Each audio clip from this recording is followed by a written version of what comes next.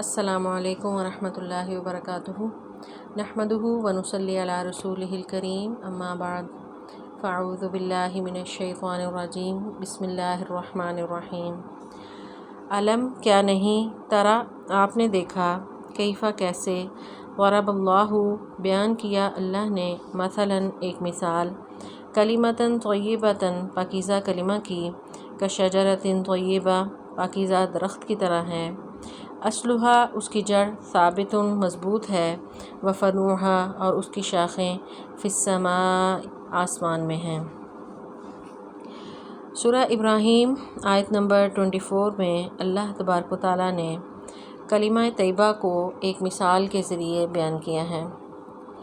قرآن پاک میں اللہ تبارک و تعالیٰ نے کئی مقامات پر بہت سی چیزوں کو مثالوں کے ذریعے بیان کیا ہے، تو سوال یہ پیدا ہوتا ہے کہ مثال کیا ہے؟ بہت سی چیزیں جو انسان کے خیالات میں ہوتی ہیں یا اس کے تصور میں ہوتی ہیں، تو بعض اوقات ان چیزوں کو جو ہے ان کا صحیح طور پر ان کی سمجھ نہیں آتی، تو ان خیالات کی جو ہے وہ تصویر کشی کی جاتی ہے، تو خیال کو جب تصویر کی شکل دی جاتی ہے تو اس سے بات جو ہے وہ زیادہ اچھے طریقے سے سمجھ آتی ہے۔ اسی لیے بہت سی چیزیں جو ہیں وہ مثال کے ذریعے سمجھائی جاتی ہیں، اور یہ ایک جو ہے وہ سمجھانے کا ایک بہترین طریقہ کار ہے کہ مثالوں کے ذریعے جو ہے وہ بات کو واضح کیا جائے۔ تو اللہ تبارک و تعالیٰ نے انسان کے اس نفسیات کو مد نظر رکھتے ہوئے بہت سی ایسی چیزیں جو امیجنیشن میں اس طرح انسان کے سامنے جو ہیں وہ کلیئر نہیں ہوتی، تو اللہ تبارک و تعالیٰ نے ان کو مثالوں کے ذریعے جو ہے واضح کیا ہے۔ تو یہ اسی طرح ہے جیسے کوئی آرٹسٹ جو ہے، کوئی بھی اس کے ذہن میں کوئی امیجنیشن ہو، وہ اسے محسوس کرتا ہے، پھر اس کو پینٹنگ کی شکل میں کینوس پہ لے آتا ہے، تو وہ جو ہے اس کے خیال کو ایک تصویر مل جاتی ہے، اور وہ اس تصویر سے اس کے خیالات کو پڑھنا آسان ہو جاتا ہے۔ تو اللہ تبارک و تعالیٰ نے کلمہ طیبہ یعنی پاکیزہ کلمہ کو اس آیت مبارکہ میں ایک مثال کے ذریعے واضح کیا ہے۔ تو پہلے یہ ہم دیکھیں کہ کلمہ طیبہ جو ہے وہ کیا ہے۔ کلمہ جو ہے یعنی اس کی ڈیفینیشن ہم پڑھتے ہیں کہ ہر بامعنی لفظ جو ہے وہ کلمہ کہلاتا ہے۔ تو کلمہ کی یہاں پر صفت بھی ساتھ اللہ تبارک و تعالیٰ نے بیان کی ہے کہ کلمۃً طیبہ یعنی پاکیزہ کلمہ۔ تو اب پاکیزہ کلمہ کیا ہے؟ تو ایک تو وہ کلمہ جو ہم یعنی بچپن سے پڑھتے آتے ہیں کہ پہلا کلمہ طیب جو ہے تو یہ لا الہ الا اللہ محمد رسول اللہ،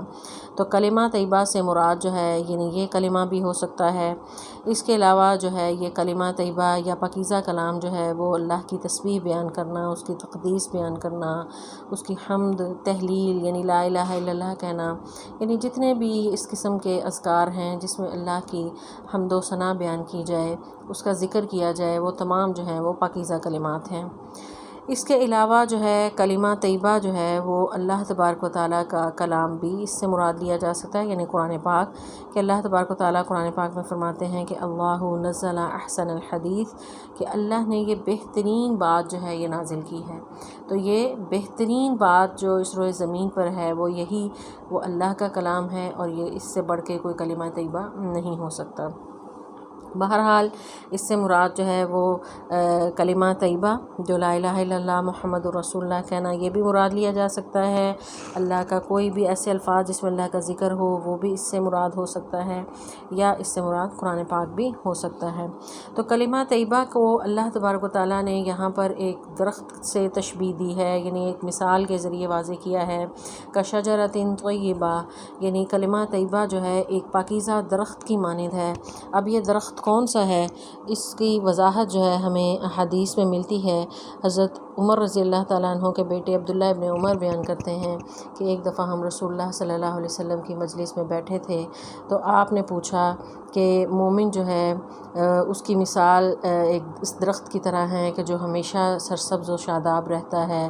پھر آپ نے سوال کیا کہ وہ کون سا درخت ہو سکتا ہے، تو اس پر صحابہ خاموش رہے۔ حضرت عبداللہ ابن عمر یہ کہتے ہیں کہ میرے ذہن میں یہ خیال آیا کہ ہو نہ ہو یہ کھجور کا درخت ہو، لیکن چونکہ بزرگان بیٹھے ہوئے تھے، حضرت ابوبکر صدیق، حضرت عمر فاروق جیسے جلیل القدر صحابہ موجود تھے، تو ان کی بزرگی اور ان کی عزت اور احترام کی بدولت بدولت وہ خاموش رہے۔ تو جب مجلس ختم ہوئی اور اس کے بعد حضرت عمر رضی اللہ تعالیٰ عنہ کے ساتھ یعنی ان کے بیٹے واپس جا رہے تھے، تو راستے میں انہوں نے اپنے والد کے سامنے اس بات کا اظہار کیا کہ رسول اللہ صلی اللہ علیہ وسلم نے جب سوال کیا تھا اس درخت کے بارے میں کہ وہ کون سا درخت ہے جس سے جو ہے وہ مومن کی تشبیہ دی جا سکتی ہے، تو میرے ذہن میں آیا تھا کہ وہ کھجور کا درخت ہو سکتا ہے کہ وہ ہمیشہ جو ہے وہ سرسبز و شاداب رہتا ہے اور فائدہ مند ہوتا ہے، دوسروں کے لیے نفع بخش ہے۔ تو حضرت عمر رضی اللہ تعالیٰ عنہ نے اس وقت جواب دیا کہ پیارے بچے، اگر تم جواب دے دیتے یعنی بتا دیتے تو یہ بات مجھے جو ہے وہ تمام دنیا سے زیادہ محبوب ہوتی۔ یعنی بیٹے کا علم، ان کا فہم جو ہے ایک والد کے لیے باعث فخر ہوتا اور وہ خوشی محسوس کرتے۔ بہرحال بیٹے کا ادب اور احترام اور والد کی اپنے بیٹے کے لیے علم سے اس کا جو ہے وہ اس کی رغبت جو تھی، یہ اس حدیث سے بھی واضح ہوتی ہے۔ اور اس کے ساتھ ساتھ یعنی رسول اللہ صلی اللہ علیہ وسلم نے ایک مومن کو جو ہے اس کی مثال کھجور کے درخت سے جو ہے وہ دی ہے۔ تو کھجور کا درخت جو ہے اس کی بہت سی خصوصیات ایسی ہیں کہ جس کی بدولت مومن کی زندگی کو اس سے تشبیہ دی ہے۔ کھجور کا درخت جو ہے یعنی وہ بہت مضبوط اور تناور ہوتا ہے، اس کی جڑیں بڑی مضبوط ہوتی ہیں، جیسا کہ اس آیت سے بھی پتہ چل رہا ہے کہ اصلھا ثابت، کہ اس کی جڑیں مضبوط ہیں۔ تو کھجور کا درخت جتنا وہ اوپر ہوتا ہے اتنا ہی اس کی جڑیں نیچے اتنی ہی مضبوط ہوتی ہیں کہ اس کو آندھی و طوفان جو ہے یعنی اس کو ہلا نہیں سکتا، اور وہ تنہا ایسے کھڑا ہوا صحرا میں یا جہاں بھی وہ اگا ہوا ہو تو وہ بہت ہی مضبوطی سے جو ہے وہ اپنی جڑوں پہ قائم ہوتا ہے۔ اس کے ساتھ ساتھ اس کی دوسری خصوصیت یہاں پر یہ بتائی کہ وَفَرُعُهَا فِي السَّمَاءِ، اس کی شاخیں آسمان تک ہیں، یعنی بلند درخت ہے، یعنی بلندی کی طرف یہ جو ہے وہ بڑھتا ہے۔ تو یہ مومن کی بھی مثال اسی طرح ہے کہ اس کا جو اس کی اصل ہے یعنی جو اس کا عقیدہ ہے وہ انتہائی مضبوط ہوتا ہے، وہ اس پر مضبوطی سے قائم ہوتا ہے۔ کوئی بھی باطل کے عقائد یا ان کے باطل نظریات یا لوگوں کی مخالفتیں اس کے عقیدے سے ڈگمگانے، اس کے قدم جو ہیں وہ نہیں ڈگمگاتے اور وہ اس سے گھبراتا نہیں ہے، اور اس کے جو ہے وہ پایہ استقلال میں لغزش نہیں آتی، اور وہ ہر طرح کے حالات کو برداشت کرتا ہے، جس طرح کھجور کا درخت ہر طرح کے سرد و گرم موسم کو برداشت کرتا ہے۔ تو اسی طرح مومن جو ہے وہ بھی اس ہر طرح کے حالات پر جو ہے وہ صبر کے جو ہے وہ پہاڑ بنا رہتا ہے۔ اس کے ساتھ ساتھ کھجور کا درخت جو ہے اس کی ایک اور خصوصیت اللہ تبارک و تعالیٰ نے یہ بیان کی اگلی آیت میں، تؤتی، وہ دیتا ہے، اکولہا، اپنا پھل، کل حین، ہر وقت۔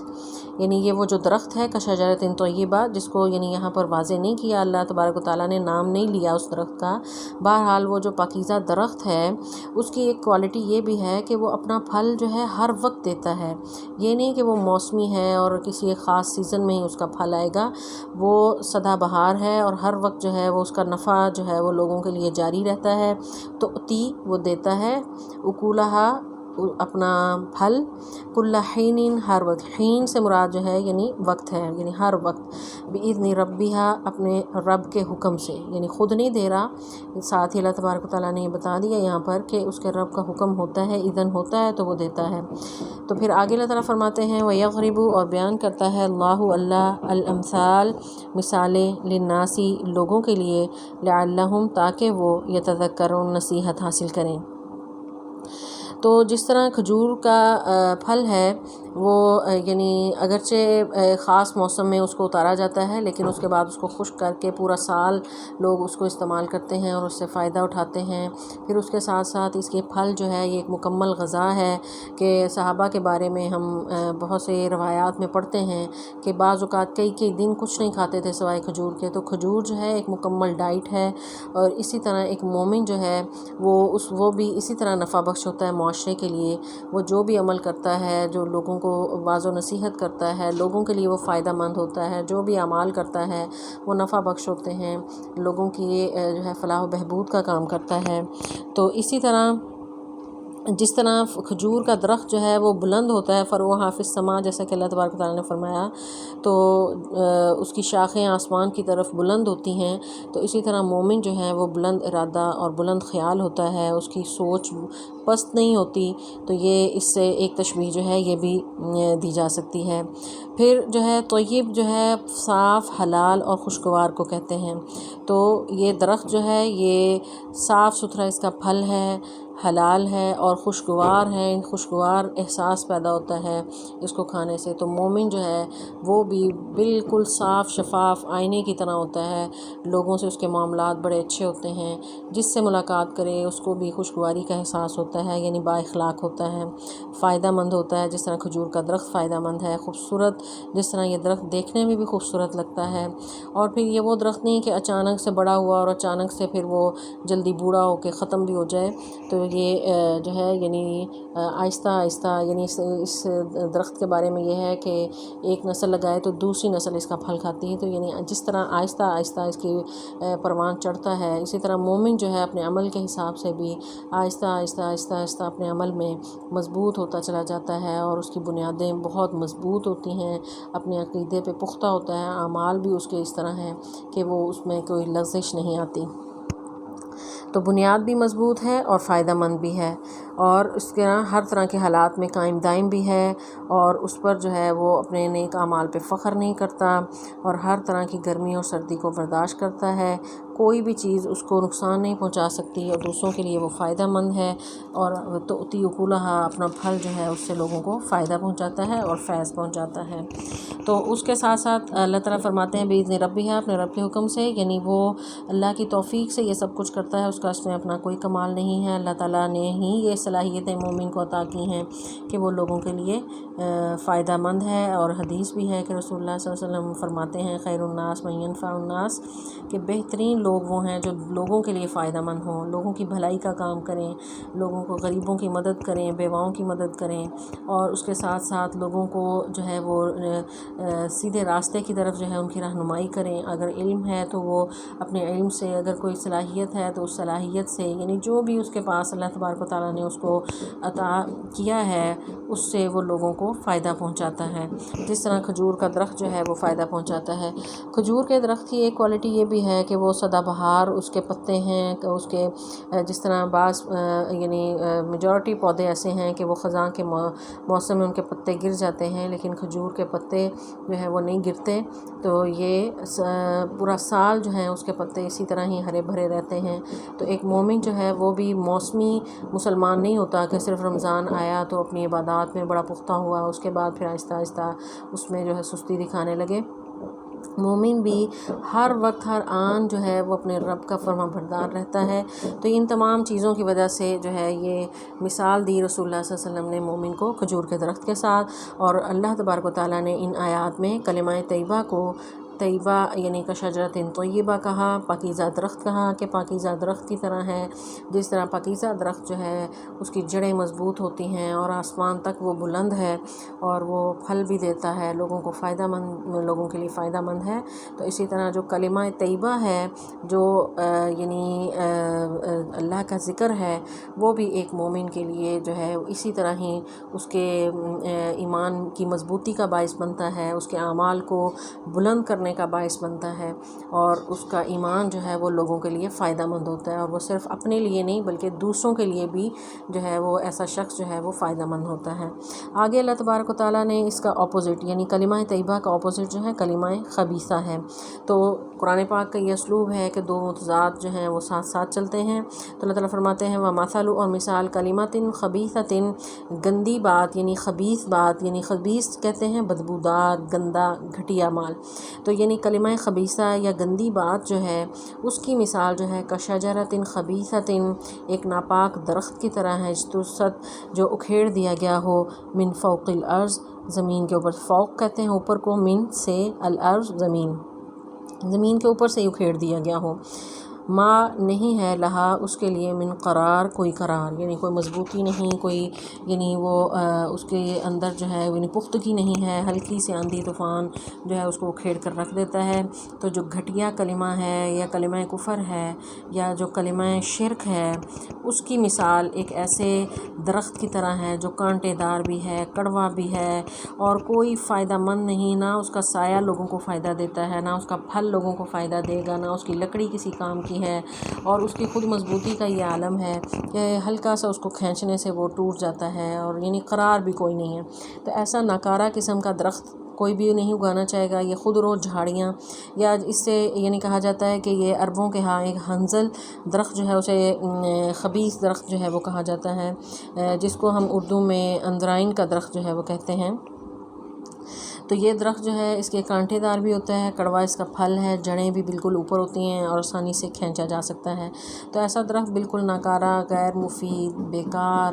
ہوتا ہے، یعنی اس کا کوئی فائدہ نہیں، ایسے آسانی سے اکھیڑا جا سکتا ہے۔ تو جو کلمہ خبیثہ ہے یعنی شرکیہ بات، کفر کا کلمہ، وہ بھی بظاہر جو ہے یعنی وہ کوئی بھی شخص بولتا رہے گا تو اس کی بنیاد کوئی نہیں ہے، وہ ایسے اکھڑ جائے گا اور بدبو آئے گی اس سے، یعنی لوگوں کو کوئی اس کا فائدہ نہیں ہے، نہ لوگوں کی بھلائی کا وہ کوئی کام کرے گا۔ ایسا شخص جو یہ کلمہ خبیثہ کہتا ہے یا کفریہ کلمات کہتا ہے یا شرک کرتا ہے، تو ایسا شخص جو ہے وہ نہ تو کسی کے لیے فائدہ مند ہے، نہ اپنے لیے فائدہ مند ہے، بنیاد بھی اس کی کوئی نہیں۔ وہ کچھ عرصے کے لیے وہ لگے گا بڑا جو ہے یعنی پھیل رہا ہے، لیکن اس کے ساتھ ہی جیسے یعنی بہت جلد ہی اس کا خاتمہ ہو جائے گا۔ تو شرک اور کفر کو کوئی قرار نہیں، جبکہ اس کے مقابلے میں کلمہ طیبہ جو ہے اس کی جڑیں بھی مضبوط ہیں اور اس کی شاخیں جو ہیں وہ آسمان سے باتیں کر رہی ہیں، یعنی جو کلمہ پاک کلمہ ہے، پاک کلمہ کہنے والا شخص ہے، اس کے اعمال جو ہیں وہ اللہ کی طرف اٹھائے جاتے ہیں، جبکہ جو کلمہ خبیثہ ہے وہ اس درخت کی طرح ہے جو جھاڑی کی طرح پھیلا ہوا ہے نیچے ہی۔ تو اسی طرح ایسے لوگوں کے اعمال جو ہیں وہ بیکار، بس یہاں دنیا کی حد تک ہیں، اس کو آخرت میں کوئی فائدہ نہیں دیں گے۔ آگے اللہ تعالیٰ فرماتے ہیں یثبت، ثابت قدم رکھتا ہے اللہ الذین، ان لوگوں کو جو آمنوا، ایمان لائے، بالقول الثابت، پختہ بات کے ساتھ، قول کہتے ہیں بات کو، ثابت پختہ، فی الحیات الدنیا، دنیا کی زندگی میں، وفی الآخرات، اور آخرت میں بھی، ویضل اللہ، اور گمراہ کرتا ہے اللہ، الظالمین، ظالموں کو، ویفعل اللہ، اور اللہ کرتا ہے، ما یشاء، جو وہ چاہتا ہے۔ کلمہ طیبہ اور کلمہ خبیثہ کو مثال کے ذریعے بیان کرنے کے بعد اللہ تبارک و تعالیٰ جو ہے قول ثابت کو جو ہے اس کی پختگی، اس کی مضبوطی، اس کے استقلال کو بیان کر رہے ہیں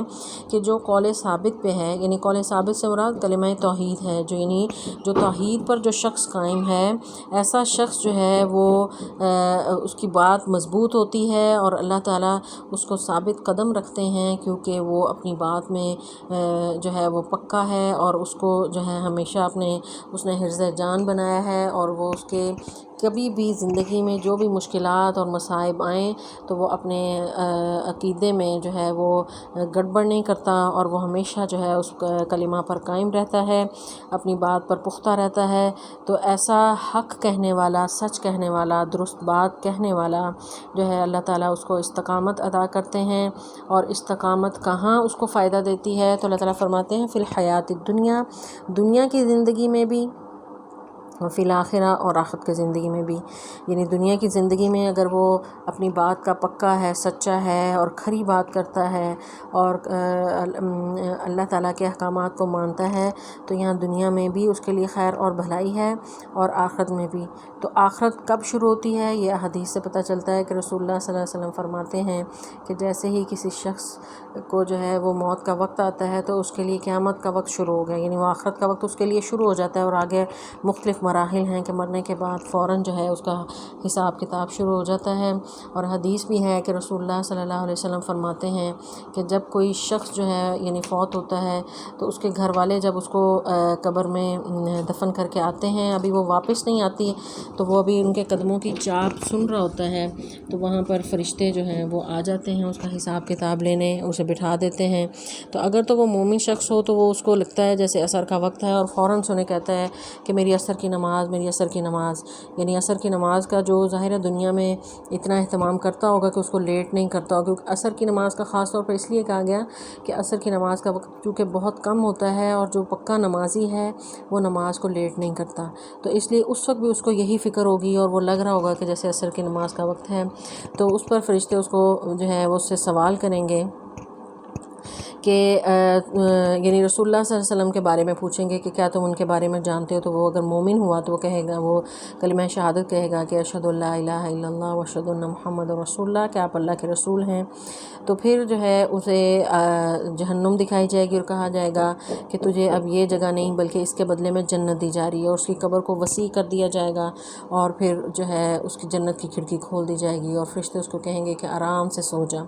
اور جبکہ دوسرا ایک شخص جو کافر ہے یا کلمہ خبیثہ کہنے والا ہے، شرک کرنے والا ہے، کفر کا ارتکاب کرنے والا ہے، تو ایسے شخص سے جب رسول اللہ صلی اللہ علیہ وسلم کے بارے میں سوال کیا جائے گا تو وہ کہے گا جو لوگ کہتے تھے میں تو وہی ان کے بارے میں جانتا ہوں، مجھے ان کے بارے میں نہیں پتہ۔ تو پھر جو ہے لوہے کے ہتھوڑے کے ساتھ اس کو ایسی وہ فرشتے جو منکر نکیر ہیں وہ ضرب لگائیں گے کہ وہ اتنی زور سے چیخ مارے گا کہ رسول اللہ صلی اللہ علیہ وسلم فرماتے ہیں کہ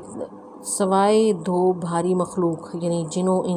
اور انسان، ان کے علاوہ جتنی بھی مخلوقات ہیں وہ اس کی چیخ کو سنتے ہیں، یعنی اس جہنمی کی، اور جہنم کی کھڑکی اس کے لیے کھول دی جاتی ہے۔ تو یہ حدیث جو ہے، اس حدیث سے یہ پتہ چلتا ہے کہ عذاب قبر ہوگا، اور جو ہے وہاں پر حساب کتاب ہوگا۔ تو وہاں پر جو اللہ تعالیٰ فرماتے ہیں نا، یہ بالقول ثابت، پختہ بات کے ساتھ جو ہے ان کو فائدہ ہوگا، وہ ثابت قدم رہے گا۔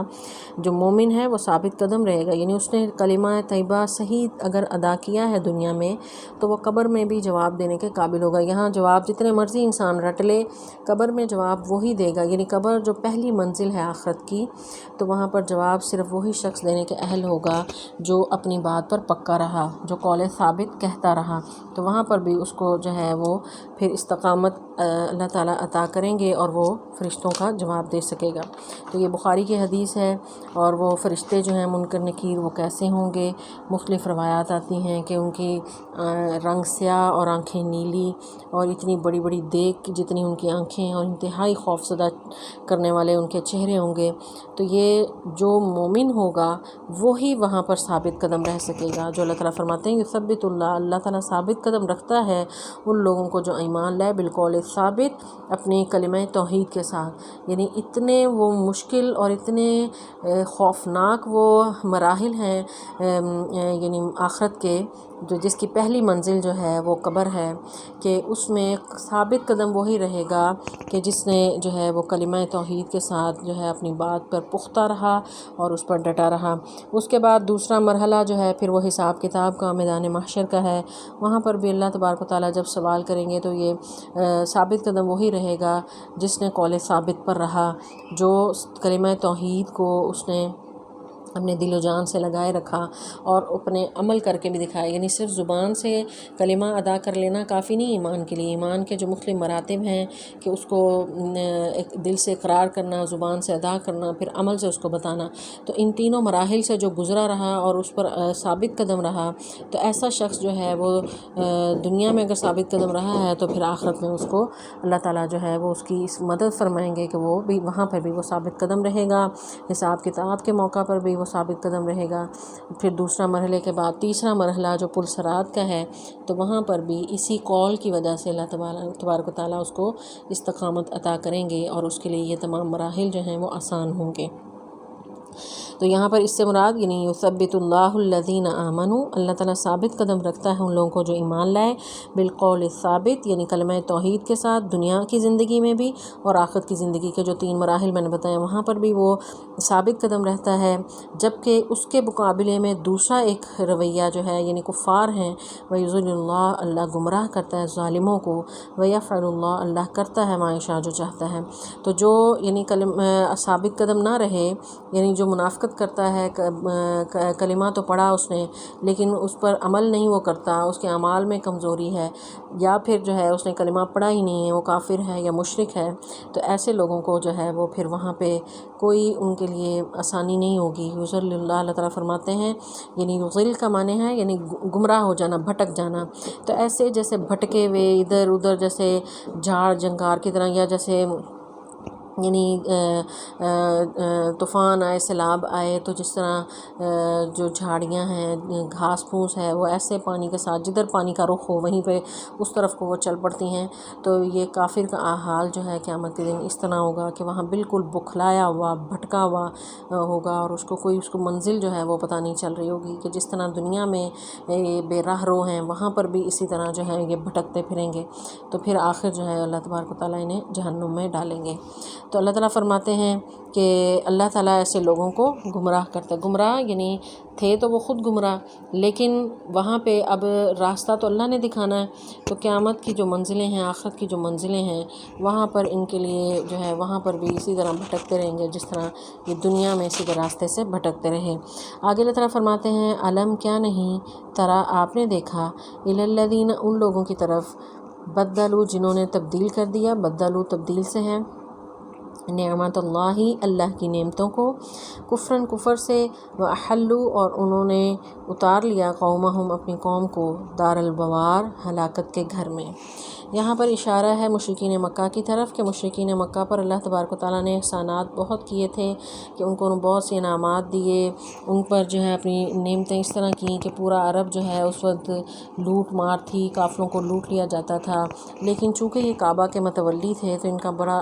جو ہے رسپیکٹ کی جاتی تھی، ان کے قافلوں کو لوٹا نہیں جاتا تھا۔ تو اللہ تبارک و تعالیٰ نے اس کا ذکر بھی کیا 30ویں پارے میں کہ فَلْيَعْبُدُوا رَبَّ هَٰذَا الْبَيْتِ، کہ سورۃ القریش میں، کہ لِإِيلَافِ قریش کو جو ہے اللہ تعالیٰ فرماتے ہیں کہ اس رب کی عبادت کرو، الَّذِي أَطْعَمَهُم مِّن جُوعٍ وَآمَنَهُم مِّن خَوْفٍ، کہ اس نے تمہیں بھوک میں کھلایا۔ یعنی ایک دفعہ ان پر قحط سالی آئی تھی تو اس وقت اللہ تبارک و تعالیٰ نے ان کے لیے پھر آسانیاں کیں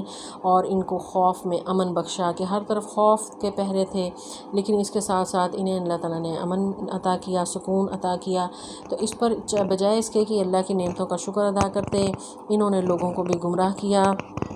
تو اللہ تعالیٰ فرماتے ہیں کہ کیا ان لوگوں کو دیکھا ہے جنہوں نے بدل دیا اللہ کی نعمت کو، یعنی اللہ کی نعمتیں تھیں کہ انہیں اس معاشرے میں رسپیکٹ ملی، انہیں جو ہے یعنی کعبہ کی تولیت دی اس حال میں بھی، حالانکہ ان کے اندر بہت سی برائیاں تھیں، پھر انہی میں سے نبی بھیجیے، اس سے بڑی نعمت کیا ہے؟ تو اس نبی کی انہوں نے قدر نہ کی، رہنمائی بھیجی قرآن کی صورت میں، اس کی انہوں نے قدر نہ کی، کفر کیا۔ احلو جو ہے حل سے ہے، حلہ سے ہے، یعنی حل کہتے ہیں یعنی گرہ کو کھولنا۔ تو جب کوئی بھی مسافر جب سفر کرنے لگتا ہے تو آج بھی جو ہے وہ رسیوں کے ساتھ اس کا سامان باندھ لیا جاتا ہے، لیکن جہاں پر وہ اترتا ہے تو وہاں پر وہ رسیاں کھول دی جاتی ہیں۔ تو شروع میں یہ گرہ کو کھولنے کے لیے حل کا لفظ استعمال ہوتا تھا، لیکن آہستہ آہستہ مسافر کے اترنے کے لیے بھی یہ لفظ استعمال ہونے لگا۔ تو احلو کا ترجمہ ہے یعنی انہوں نے لا اتارا، احلو اور انہوں نے اتار دیا، قومہم اپنی قوموں کے، یعنی جو ان کے سردار تھے، ان کے بڑے لیڈر تھے، خود تو گمراہ ہوئے، اپنی قوم کو بھی انہوں نے منع کر دیا اور ان کو بھی اپنے ساتھ جو ہے انہوں نے بھی ڈبویا کہ ہم تو خود تو ڈوبے تھے، ساتھ اپنی قوم کو بھی ڈبو دیا۔ وَأَحَلُّوا قَوْمَهُمْ، انہوں نے لا اتارا اپنی قوم کو، دار البوار، بوار جو ہے یعنی بور کہتے ہیں یعنی ایسے سامان کو جو فروخت نہ ہو، یعنی کوئی اگر تاجر ہے وہ اپنا سامان لے کر بیٹھا ہے، پیچھے سے سامان جہاں سے خرید رہا تھا وہ آتا جا رہا ہے لیکن آگے فروخت نہیں ہو رہا، تو ظاہر ہے وہ خسارے میں رہے گا۔ تو اس کا یعنی لغوی معنی تو یہ ہے، یعنی سپلائی زیادہ ہے، ڈیمانڈ کم ہے۔ تو یہاں پر یعنی مشرکین مکہ نے خود جو ہے خود تو گمراہ ہوئے لیکن اپنی قوم کو بھی خسارے میں ڈالا اور ہلاکت میں ڈالا۔ تو پھر ان کے لیے کیا ہے؟ جہنم ہے، یصلونہا، وہ سب اس میں داخل ہوں گے، بئس، بہت ہی برا ہے، القرار، وہ ٹھکانہ، یعنی جہنم میں یہ لوگ ڈالے جائیں گے اور وہاں پر جو ہے ان کے لیے بہت ہی برا ٹھکانہ ہے، خود یعنی انہوں نے ان کے جو سردار تھے، لیڈر تھے، جن کے پیچھے یہ لوگ چل رہے تھے، تو یہ انہوں نے خود بھی اپنی آخرت تباہ کی اور ساتھ دوسرے لوگوں کی بھی جو ہے وہ تباہ کی۔ تو اس لیے جو ہے یعنی انسان کو خود سوچ سمجھ ہونی چاہیے اور فہم و فراست کے ساتھ وہ دیکھے کہ وہ کن کے پیچھے چل رہا ہے اپنے لیڈران کو۔ یہ نہیں کہ صرف جو ہے وہ شخصیت پرستی جو ہے انسان کو تباہ کر دیتی ہے۔ تو بہت سے عوام الناس جو ہیں وہ اپنے لیڈران کے پیچھے گمراہ ہو جاتے ہیں۔ تو مشرکین مکہ کے پیچھے بھی بہت سے لوگ، تو وہ خود تو جہنم میں گئے، تو ساتھ اپنے دوسرے لوگوں کو بھی جو ہے انہوں نے راہ راستے بھٹکا دیا۔ تو اللہ تعالیٰ فرماتے ہیں کہ سب کے سب جہنم میں داخل ہوں گے، وہ بہت ہی برا ٹھکانہ ہے۔ کیا کیا انہوں نے؟ وجعلوا، اور انہوں نے بنا لیے، اللہ کے لیے اندادن شریک، لیضلوا، تاکہ وہ گمراہ کریں۔ ضل کا لفظ جو ہے یہ گمراہ کرنے کے معنوں میں بھی ہوتا ہے اور بھٹکنے کے معنوں میں بھی ہوتا ہے، گم جانے کے معنوں میں بھی ہوتا ہے۔ تو یہاں جو ہے یعنی اس سے پہلے جہاں ہم نے پڑھا تھا وہاں اس کا ذل کا معنی یعنی وَيَضِلُّ اللہ کا معنی ہے، یعنی اللہ تعالیٰ انہیں گمراہ کرتا ہے، یا وہ یعنی بھٹکے پھرتے ہیں اور یعنی وہ ایسے اپنے راستے کو کھو چکے ہیں۔ تو یہاں پر ذل کا معنی جو ہے یہاں معنی ہے گمراہ کرنا۔ تو انہوں نے بنا لی اللہ کے ساتھ شریک، لیضلوا، تاکہ وہ گمراہ کریں، عن سبیلہ، اس کے راستے سے۔ قل، آپ کہہ دیں، تمتعوا، تم فائدہ اٹھا لو، فإن مصیرکم، بے شک تمہارا لوٹنا، الی النار، آگ کی طرف ہے۔ کہ دنیا میں انہوں نے اللہ کے ساتھ شریک ٹھہرا لیے اور جو ہے اس کے ساتھ اللہ تعالیٰ فرماتے ہیں لیضلوا عن سبیلہ، اور سیدھے راستے سے یہ بھٹک گئے ہیں، اور فائدہ جو ہے یعنی دنیا کا فائدہ اٹھا لو، یعنی دنیا میں تم نے دل لگا لیا اور اللہ کے ساتھ شریک بنا لیے، اور ان شریکوں کو سمجھتے ہو کہ تمہیں یہ نفع پہنچائیں گے، تمہیں یہ فائدہ پہنچائیں گے، مصیبتوں سے بچائیں گے۔ تو اب تم نے جن برے عقائد پر تم ہو، جس شرک کا ارتکاب کر رہے ہو، کفر کا ارتکاب کر رہے ہو، تم اس پر لگے رہو، دنیا کا جو عارضی فائدہ ہے یہ اٹھا لو، پھر آخر جو ہے تمہیں لوٹنا تو اس رب کی طرف ہی ہے، پھر وہ تمہیں بتائے گا کہ تمہارا انجام کیا ہے۔ فإن مصیرکم الی النار، پھر تمہارا جو اصل لوٹنا ہے، مصیر جو ہے یعنی کہتے ہیں لوٹنے کو، تو تمہارا ٹھکانہ جہنم ہے۔ آگے اللہ تعالیٰ فرماتے ہیں قل، آپ کہہ دیں، یعنی نبی صلی اللہ علیہ وسلم، پہلے مخاطب تو آپ صلی اللہ علیہ وسلم ہی ہیں، تو اللہ تعالیٰ فرما رہے ہیں قل، آپ کہہ دیں، لعبادی، میرے بندوں سے، عبد کہتے ہیں بندے کو، لی کے لیے، یعنی یہ میسیج ہے میرے بندوں کے لیے، یعنی خاص میسیج ہے، رسول اللہ صلی اللہ علیہ وسلم سے کہا جا رہا ہے کہ میرے بندوں کو،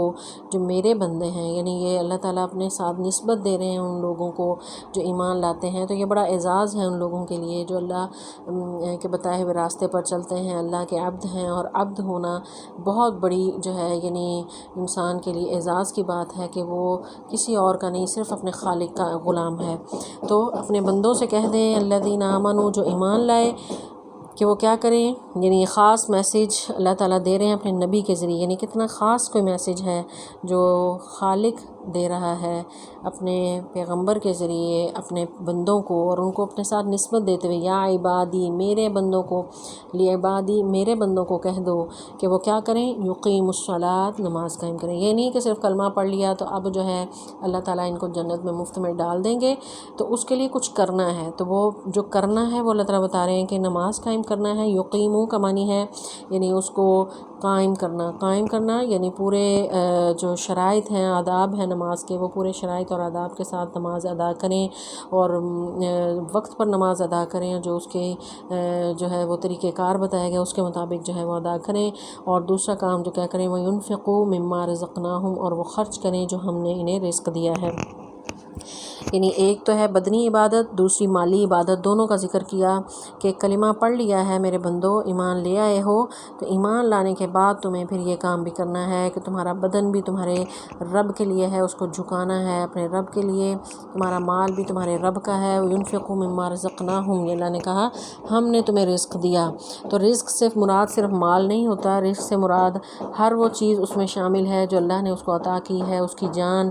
اس کا مال، اس کی اولاد، اس کی قوت، اس کا علم، اس کی عزت، ہر چیز، یہ سب چیزیں اللہ کی عطا کردہ ہیں اور یہ اس کے رزق میں شامل ہیں۔ تو جو بھی اللہ نے تمہیں رزق دیا ہے، ہر چیز تمہارے رب کے لیے ہونی چاہیے۔ ایک مومن کی پوری زندگی ایمانت ہے اس کے رب کی، اور وہ اپنی تمام تر صلاحیتیں اپنے رب کے لیے، اس کے دین کے لیے جو ہے وہ استعمال کرتا ہے۔ خواب و دنیا میں بھی، دنیا کمانے کے لیے بھی اگر نکلتا ہے تو اپنے رب کی مرضی کے مطابق کام کرتا ہے، اس کی نافرمانی کا کام نہیں کرتا۔ تو یہاں پر اللہ تعالیٰ اپنے بندوں سے کہہ رہے ہیں کہ اے نبی صلی اللہ علیہ وسلم، یہ میسج انہیں پہنچا دیں، یہ باقاعدہ پیغام انہیں دے دیں، یہ اسپیشل میسج ہے کہ نماز قائم کریں۔ اگر نماز قائم نہ کی تو کوئی فائدہ نہیں ایمان لانے کا، اگر جو ہے انفاق نہ کیا تو کوئی فائدہ نہیں ایمان لانے کا۔ تو یہ چیزیں جو ہیں، اور انفاق کیسے کرنا ہے؟ سرًا، پوشیدہ بھی، وعلانیہ، اور ظاہر بھی، دونوں طرح سے۔ اب سر انہیں کہتے ہیں پوشیدہ، کہ کسی کو پتہ نہ چلے، دائیں ہاتھ دے اور بائیں کو پتہ نہ چلے۔ تو اللہ کے ہاں ایسا صدقہ جو ہے وہ بہت زیادہ پسندیدہ ہے، نمود و نمائش کے بغیر جو خرچ کیا جائے۔ لیکن اس کے ساتھ ساتھ اعلانیہ بھی کریں تاکہ دوسرے لوگوں کو بھی ترغیب ہو، اس میں نیت جو ہے وہ خراب نہ ہو۔ جہاں پر نیت خراب ہوئی، آپ جتنا مرضی پیسہ آپ جو ہے پانی کی طرح بھی بہائیں اور لوگوں پر چیریٹی پہ خرچ کریں، نیت یہ تھی کہ لوگوں کو دکھاوا ہو اور لوگ آپ کو بہت سخی کہیں، تو ایسا جو ہے وہ تمام خرچ کیا ہوا ضائع ہو جائے گا۔ اور حدیث ہے کہ رسول اللہ صلی اللہ علیہ وسلم فرماتے ہیں کہ قیامت کے دن اللہ تعالیٰ فیصلہ کریں گے ایسے شخص کا کہ اس کو جہنم میں پھینک دیا جائے گا۔ تو اللہ تعالیٰ فرماتے ہیں من قبل ان یاتی یوم، کہ یہ سب کچھ کام کر لو اس دن سے پہلے پہلے، یعنی الرٹ کیا جا رہا ہے، اللہ تعالیٰ اپنے بندوں کو الرٹ کر رہے ہیں کہ اس دن سے پہلے پہلے یہ اعمال کر لو، لا بیع، وہاں جہاں نہ سودا بازی ہوگی، فیہ، اس میں، ولا خلال، اور نہ کوئی دوستی کام آئے گی۔ خلال جو ہے خلیل سے ہے، جیسے حضرت ابراہیم کا لقب ہے خلیل اللہ، خلیل کہتے ہیں دوست کو، حبیب بھی دوست کو، پیارے کو کہتے ہیں، لیکن خلیل جو ہے حبیب سے بھی آگے کا درجہ ہے، بہت ہی پیارا، جو بہت ہی دل کے قریب ہو، ہمدرد ہو۔ تو وہاں پر کوئی آپ کا ہمدرد نہیں ہوگا، کوئی دوست نہیں ہوگا، نہ کوئی کام آئے گا، سب کو اپنی اپنی پڑی ہوگی، کوئی رشتہ دار کام نہیں آئے گا، کوئی دوست کام نہیں آئے گا۔ جیسا کہ آیت الکرسی میں بھی ہم پڑھتے ہیں کہ من ذا الذی یشفع عندہ الا باذنہ، وہاں کوئی سفارش نہیں کر سکے گا سوائے اس کی اجازت کے۔ تو وہ دن آنے سے پہلے پہلے یہ اعمال کر لو کہ بدن بھی تمہارا رب کے لیے ہو، تمہارے مال بھی تمہارا رب کے لیے ہو، تمہارا رزق جو بھی اللہ نے تمہیں صلاحیتیں عطا کی ہیں، تمہارا علم ہے، تمہارے قابلیت ہے، تمہاری شہرت ہے، تمہارا مال ہے، جان ہے، یہ سب جو ہے وہ اللہ کی رضا کے لیے خرچ ہونا چاہیے۔ اللہ الذی، پھر اب وہ اللہ کون ہے؟ الذی، وہ جس نے خلق، پیدا کیا، السماوات، آسمانوں کو، والارض، اور زمین کو، وانزل، اور اس نے اتارا، من السماء، آسمان سے، ماء، پانی، فاخرج، پھر اس نے نکالا بھی، اس پانی کے ذریعے، من الثمرات، پھلوں کو، رزقا، رزق، لکم، تمہارے لیے، وسخر، اور مسخر کیے، لکم، تمہارے لیے، الفلک، کشتیوں کو، لتجری، تاکہ وہ چلیں، فی البحر، سمندر میں، بامرہ، اس کے حکم کے ساتھ، وسخر، اور مسخر کیا، لکم، تمہارے لیے، الانہار، نہروں کو۔ یعنی اللہ تبارک و تعالیٰ یہاں پر جو ہے وہ ذکر کر رہے ہیں اپنی نعمتوں کو، کہ وہ خالق جس نے پیدا کیا آسمان اور زمین کو، یعنی اللہ تبارک و تعالیٰ کے علاوہ یہ وہ چیزیں ہیں کہ جن کا کوئی بھی آج تک کسی نے دعویٰ نہیں کیا کہ یہ ہم نے زمین و آسمان پیدا کی۔ جتنا بڑے سے بڑا فرعون بھی تھا، بڑے بڑے جو ہے وہ جابر گزرے ہیں دنیا میں، ہر چیز کو کہتے تھے کہ ہم نے بنایا، یا ہمیں خدا کہو، یا جو بھی دعویٰ کرتے تھے، زمین و آسمان کے پیدا کرنے کا دعویٰ کسی نے نہیں کیا۔ تو یہ جو ہے یہ خالصتاً جو ہے اللہ تبارک و تعالیٰ جو ہے تمام کائنات کا خالق ہے۔ اس نے یعنی یہ دعویٰ خالق کائنات کا ہے کہ زمین و آسمان میں نے تخلیق کیے ہیں، اور اس دعوے کو کوئی جھٹلا نہیں سکتا۔ وَأَنزَلَ مِنَ السَّمَاءِ، اور پھر آسمان سے اس نے جیسے پانی اتارا کہ اگر بارش نہ ہو تو زمین مردہ ہو جائے اور سبزہ جو ہے وہ مرجھا جائے، کہ انسان کے پاس جتنا بھی مال و دولت ہو، اگر بارش ہی نہ ہو، فصلیں نہ اگیں، اناج ختم ہو جائے، قحط ہو جائے، تو انسان اس پیسے کو کیا کرے گا؟ تو یہ اللہ کی عطا اور اس کی نعمت اور اس کا نظام ہے کہ وہ اپنے بندوں پر اتنا مہربان ہے کہ یہ بارش جو ہے وہ برستی ہے اور زمین میں ہریالی ہو جاتی ہے، سبزہ اگتا ہے، فصلیں اگتی ہیں، پھل اگتے ہیں۔ اللہ تعالیٰ فرماتے ہیں من الثمرات، پھل ہیں، ثمرات جو ہے ثمرہ کی جمع ہے، یعنی اس سے مراد یعنی ہر وہ بیج جو زمین میں لگائیں اور اس کے نتیجے میں جو پودا نکلتا ہے یا جو اس کا نتیجہ ہوتا ہے اس کو ثمرہ کہتے ہیں۔ یعنی وہ جیسے گندم لگائی تو اس کا بیج نکلا وہ اس کا پھل ہے، یا پھر جو ہے یعنی چاول لگائے یا اگر کوئی پودا لگایا ہے تو مالٹے کا تو وہ لگا ہے، تو یہ ثمرات ہیں۔ تو باقی جو ہے یعنی اس سے جو صرف پھلوں کے لیے لفظ استعمال ہوتا ہے وہ اکل ہے، یعنی جس کا پہلے ذکر کیا تھا اللہ تعالیٰ نے۔ تو یہاں ثمرات سے مراد یعنی وہ اناج یا پھل یا جو بھی یعنی بیج بونے کے عمل کے بعد جو ہے جو پیدا ہوتا ہے وہ اس سے مراد ہے۔ تو یہ رزق ہے تمہارے لیے، وسخرہ اس نے مسخر کیا۔ مسخر کا معنی کیا ہے؟ تابع کر دیا، کہ انسان جو ہے یعنی ان کو کتنا یعنی معمولی انسان ہے اور اتنے بڑے دیوہکل پورے شہر جتنے بحری جہاز جو ہے وہ سمندروں میں چلائے پھرتا ہے، اور موجیں ہیں ایسی پہاڑوں کی طرح موجیں اٹھتی ہیں، لیکن ایک چھوٹا سا انسان اللہ تعالیٰ نے اس کا دماغ کتنا چھوٹا سا دماغ ان چیزوں کے مقابلے میں، لیکن اللہ تعالیٰ نے اس کو ایسا علم عطا کیا کہ ان چیزوں پر وہ کنٹرول کرتا ہے، اور ان چیزوں کو اللہ نے مسخر کیا ہے۔ تو انسان کا تو کوئی بس نہیں تھا کہ وہ اتنے بڑے پہاڑوں پر چڑھ گیا، اس نے آسمان کی وسعتوں پہ وہ چلا گیا، سمندر کو گہرائیوں کو اس نے چیر دیا۔ تو یہ سب اللہ کی عطا ہے کہ انسان کو علم عطا کیا اور وہ سب چیزیں اس کے لیے مسخر کیں، اور اللہ تعالیٰ جب حکم دے دے تو یہی چیزیں اس کے لیے ہلاکت کا باعث بن جاتی ہیں۔ تو اللہ تعالیٰ فرماتے ہیں وسخر لکم الانہار، اور اس کے لیے تمہارے لیے نہروں کو بھی مسخر کیا، یعنی وہ پانی چل رہا ہے وہ لمٹ میں رہتے ہوئے ایک ہی بہاؤ میں چل رہا ہے، ایسا نہیں ہوتا کہ کبھی کناروں سے اچھل کے باہر آنا شروع ہو جائے اور انسانوں کی تباہی کا ذریعہ بنے، یا اپوزٹ سمت میں چلنا شروع ہو جائے۔ تو یہ سب چیزیں اللہ نے ایک سسٹمیٹک انداز سے بنائی ہیں، اور کائنات جو ہے بہت ہی خوبصورت انداز سے چل رہی ہے، انسان اگر اس کو محسوس کرے۔ وسخرا، اور پھر تمہارے لیے مسخر کیے ہیں، لکم تمہارے لیے الشمس سورج، والقمر اور چاند، دائبین دونوں برابر چل رہے ہیں، یعنی مستقل کنٹینیوسلی جو ہے یہ چل رہے ہیں، یہ ان میں یعنی کوئی رکاوٹ نہیں ہے۔ وسخر لکم، اور مسخر کیا تمہارے لیے اللیل رات کو، والنہار اور دن کو۔ اب یعنی اتنی نعمتوں کا اللہ نے ذکر کیا، زمین و آسمان کا ذکر کیا، پھر اس کے بعد جو ہے یعنی اللہ تعالیٰ نے ذکر کیا کہ تمہارے لیے پھل اتارے، بارش اتاری، اور پھر اس کے بعد کشتیاں ہیں اور نہریں ہیں، سورج ہے، چاند ہے، یہ سب چیزیں دن اور رات۔ اگر صرف دن ہی دن ہوتا تو انسان کیسے آرام کر سکتا تھا؟ اللہ نے رات اس کے آرام کے لیے بنائی، دن اس کے کام کے لیے بنایا۔ تو یہ سب نعمتیں اگر انسان غور کرے تو یہ ایک ایک نعمت جو ہے اس کی قیمت ادا کرنے کے قابل نہیں ہے انسان۔ یہ اللہ کی عطا ہے، اللہ تعالیٰ نے انسان کے لیے ہر چیز مسخر کر دی، اور انسان سے صرف اتنا ہی مطالبہ ہے کہ وہ اللہ کا ہو جائے، یعنی یہ سب دنیا کائنات انسان کے لیے اور انسان اپنے رب کے لیے ہے۔ تو انسان جو ہے یعنی کس قدر ناشکرا ہے کہ ان تمام نعمتوں کے باوجود اپنے رب کا شکر ادا نہیں کرتا۔ پھر آگے اللہ تعالیٰ فرماتے ہیں وَآتَاكُم مِّن كُلِّ،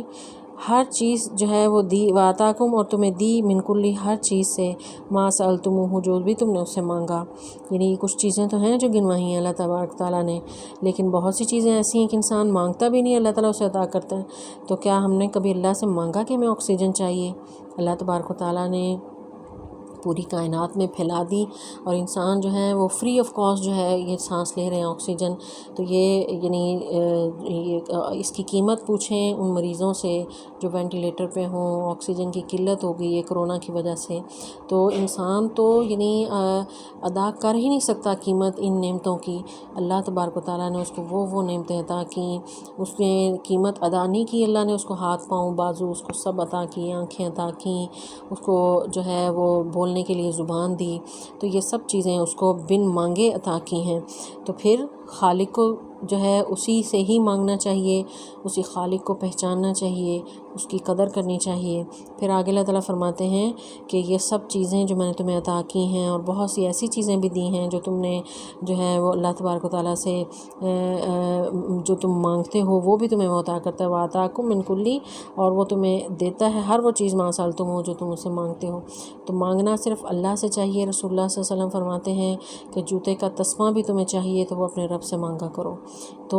سوالی صرف اپنے رب کا جو ہوتا ہے، اپنے رب کے سامنے جو جھکتا ہے، سوال اس کے سامنے کرتا ہے، تو وہ بہت خوش ہوتا ہے اسے عطا کرتا ہے۔ آپ دنیا میں دیکھیں کہ آپ جس سے کتنا ہی کوئی پیارا ہو، آپ اس کو ایک بار مانگیں گے، 2 بار 3 بار، تو آخر وہ آپ سے تنگ آ جائے گا اور ناراض ہونے لگے گا کہ اس نے کیا تماشا بنایا، روز روز سوال کرنے آتا ہے۔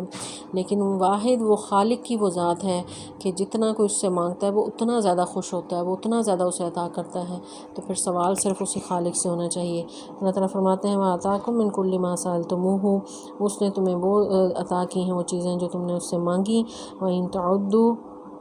اور اگر تم سب شمار کرو نعمت اللہ کی نعمتوں کو، لا تحصوها، تم انہیں شمار نہیں کر سکتے۔ یہاں پر تعدو اور تحصو دونوں لفظ جو ہیں وہ شمار کے معنوں میں ہے۔ اس کی مفسرین تھوڑا فرق یہ کرتے ہیں کہ تعدو جو ہے عدد سے ہے، عدد کا لفظ اردو میں بھی استعمال کرتے ہیں، جیسے میتھس میں جمع تفریق ہم کرتے ہیں، تو یعنی اگر تم چیزیں کیلکولیٹ کرو، ان کو جمع تفریق کرو اللہ کی نعمتوں کو۔ اور تحصو جو ہے احصاء سے ہے، احصاء جو ہے حسی، یعنی یہ پتھر یا کنکری کے لیے یہ لفظ استعمال ہوتا ہے۔ تو عرب جو ہے یعنی کنکریوں کے ذریعے، پتھر کے ذریعے گنتے تھے، جس طرح ہم بھی یعنی گٹھلیوں کے ذریعے یا تسبیح کے دانوں سے ہم گنتے ہیں، تو اسی طرح وہ گنتے تھے، شمار کرتے تھے۔ تو اسی سے یہ لفظ جو ہے تحصوها، یعنی تم شمار کرتے ہو، یعنی ایسی جمع و تفریق جو ویلیو کے انداز سے ہو، مختلف انداز سے ہو، یعنی اسٹیٹس کے اعتبار سے ہو۔ تو دونوں اعتبار سے تم اگر کوئی چیزوں کو ایویلویٹ کرنا چاہتے ہو، جمع تفریق کرنا چاہتے ہو، یا ان کی ویلیو نکالنا چاہتے ہو، کسی بھی طرح کر لو، تو اللہ کی نعمتوں کو تم کاؤنٹ ہی نہیں کر سکتے، وہ کاؤنٹیبل ہیں ہی نہیں۔ یعنی انسان اور تو سب چھوڑے، صرف اپنی ذات کو ہی دیکھنے لگے، اپنے سانس گنے، اپنی ہارٹ بیٹ چیک کرے کہ کتنی دفعہ جو ہے ایک دن میں انسان کا دل دھڑکتا ہے۔ اگر یہی رک جائے تو وہ قادر نہیں ہے کہ وہ اس کو دوبارہ سے چلا لے، وہ قادر نہیں ہے کہ وہ اتنے لیٹر جو یعنی آکسیجن ہر روز جو ہے وہ اپنے پھیپھڑوں میں لے کر جاتا ہے اور پھر وہ کاربن ڈائی آکسائڈ بن کے باہر نکلتی ہے۔ انسان اس چیز پر بھی قادر نہیں کہ اس کو اپنے حساب سے وہ چلا لے۔ پھر بہت سی نعمتیں، یعنی انسان اپنے جسم پر بھی ہی غور کر لے تو یہ اس کو خالق کو پہچاننے کے لیے کافی ہیں۔ تو اللہ تعالیٰ یہی فرماتے ہیں وفی انفسکم وفی الآفاق وفی انفسکم،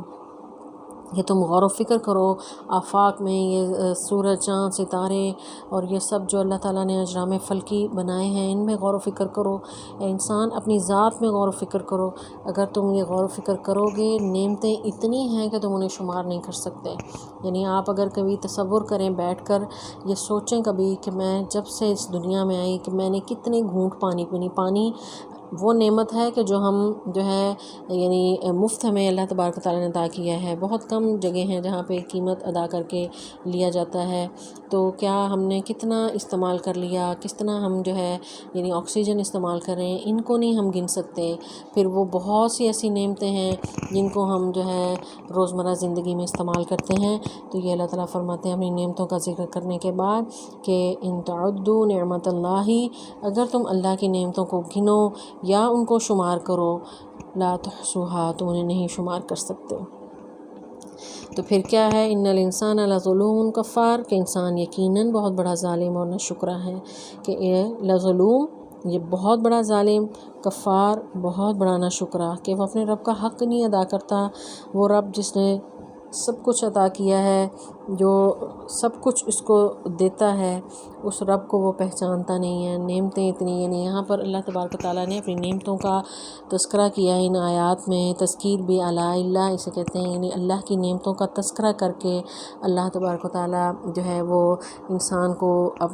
جو ہے وہ حق کی پہچان کروانا چاہتے ہیں، کہ انسان جب ان نعمتوں پر غور و فکر کرے تو کوئی بھی شخص جو غیرت مند ہوگا تو وہ اتنے بڑے بڑے انعامات کے بعد جو ہے اپنے مالک کے ساتھ بے وفائی نہیں کرے گا۔ تو یہ انسان کیسا بے وفا ہے کہ ہر چیز اپنے خالق کی استعمال کرتا ہے، یہ وجود اس کا پیدا کیا ہوا، دماغ اس کا دیا ہوا، تمام تر صلاحیتیں اس کی دی ہوئی، اور پھر اسی وجود کو جھکا لیتا ہے اسی غیر اللہ کے سامنے۔ تو یہ اس سے بڑا ظلم پھر کیا ہوگا۔ تو یہ اللہ تعالیٰ یہاں پر ذکر کر رہے ہیں کہ تم میری نعمتوں کو شمار کرو تو تم کر ہی نہیں سکتے، یہ ممکن ہی نہیں۔ جتنا